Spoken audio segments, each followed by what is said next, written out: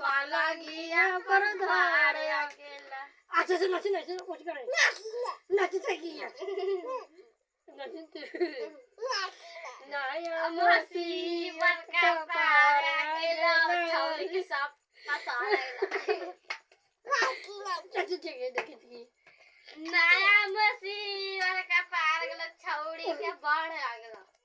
तीन बेरी को खावता बुझिया मैं हो खावा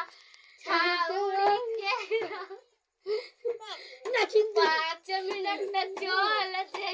ज्यादा देरी न रखावा नाचिन से कहना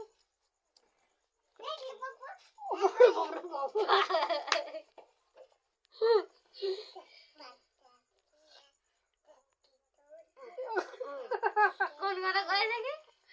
कमरिया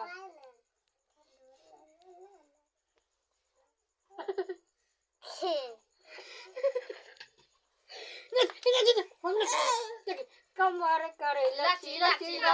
कमर करे लची लची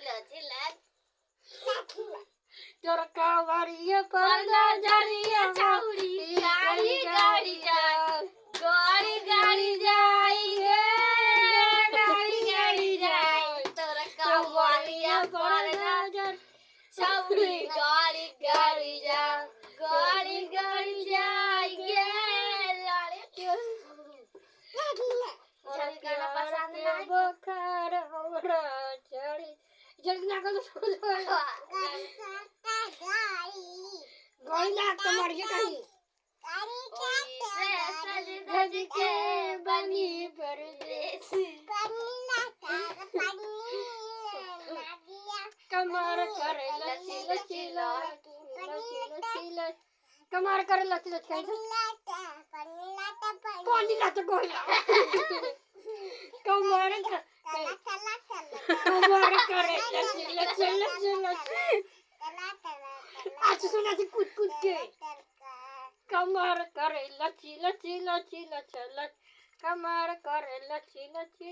लची तो उखड़ बेगे बेगे गाना बेगे बेगे पड़ता चुई हां गई बेगे बेगे बजा दी